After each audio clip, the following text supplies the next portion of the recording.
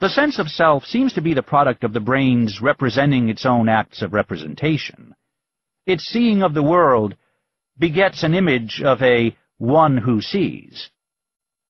It is important to realize that this feeling, the sense that each of us has of appropriating rather than merely being a sphere of experience, is not a necessary feature of consciousness. It is, after all, conceivable that a creature could form a representation of the world without forming a representation of itself in the world.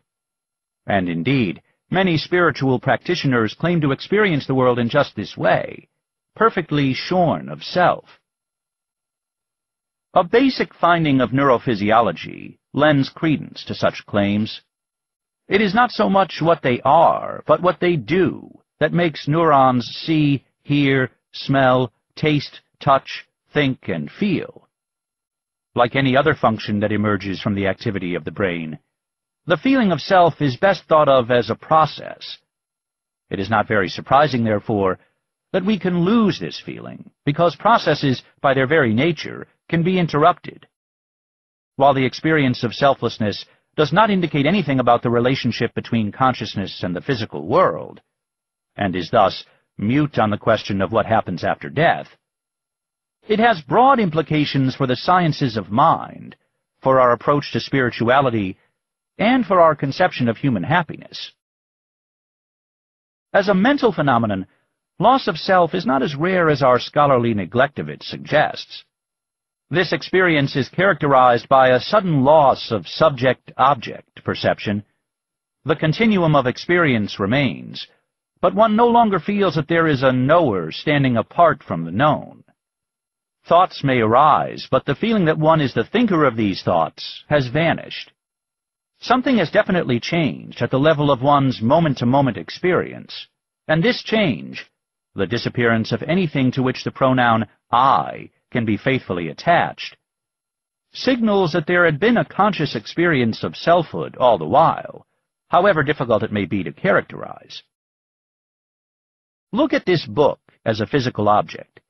You are aware of it as an appearance in consciousness. You may feel that your consciousness is one thing.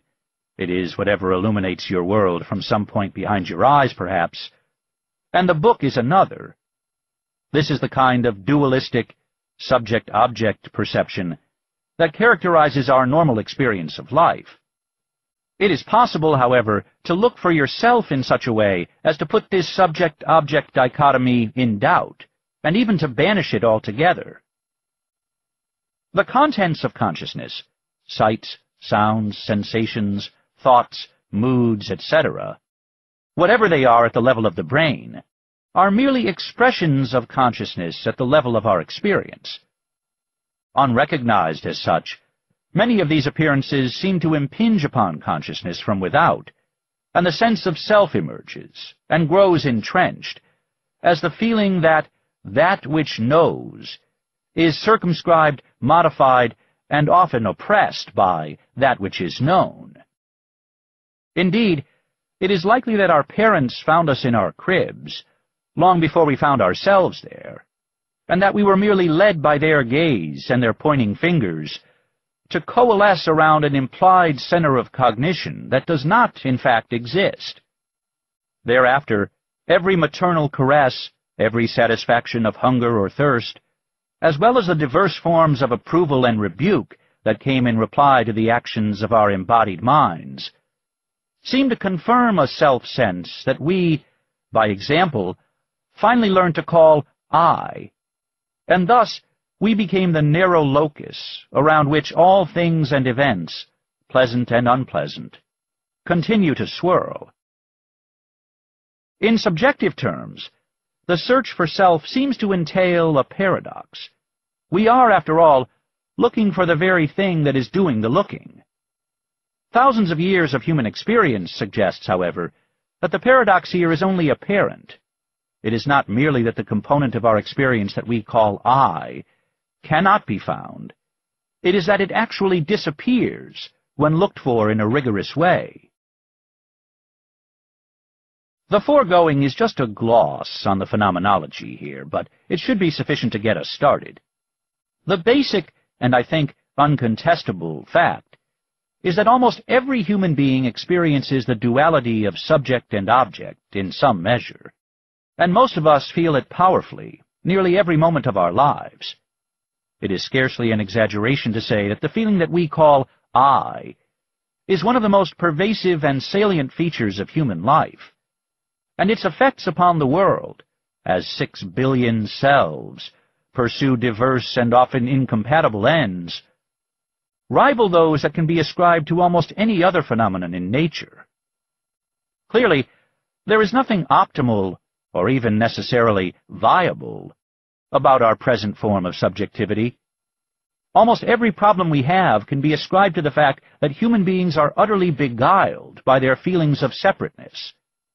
It would seem that a spirituality that undermined such dualism through the mere contemplation of consciousness could not help but improve our situation. Whether or not great numbers of human beings will ever be in a position to explore this terrain depends on how our discourse on religion proceeds. There is clearly no greater obstacle to a truly empirical approach to spiritual experience than our current beliefs about God. The wisdom of the East. Inevitably, the foregoing will strike certain readers as a confusing eruption of speculative philosophy. This is unfortunate, for none of it has been speculative, or even particularly philosophical, at least not in the sense that this term has acquired in the West. Thousands of years have passed since any Western philosopher imagined that a person should be happy, peaceful, or even wise, in the ordinary sense, by his search for truth.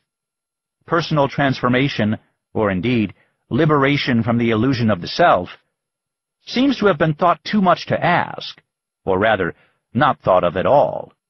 Consequently, many of us in the West are conceptually unequipped to understand empirical claims of the sort adduced above. In fact, the spiritual differences between the East and the West are every bit as shocking as the material differences between the North and the South.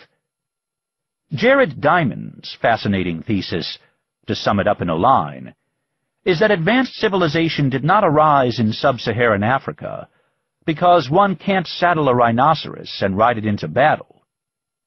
If there is an equally arresting image that accounts for why non-dualistic empirical mysticism seems to have arisen only in Asia, I have yet to find it. But I suspect that the culprit has been the Christian, Jewish, and Muslim emphasis on faith itself. Faith is rather like a rhinoceros, in fact. It won't do much in the way of real work for you, and yet at close quarters it will make spectacular claims upon your attention. This is not to say that spiritual realization has been a common attainment east of the Bosporus. Clearly it has not. It must also be conceded that Asia has always had its fair share of false prophets and charlatan saints, while the West has not been entirely bereft of wisdom. Nevertheless, when the great philosopher-mystics of the East are weighed against the patriarchs of the Western philosophical and theological traditions, the difference is unmistakable.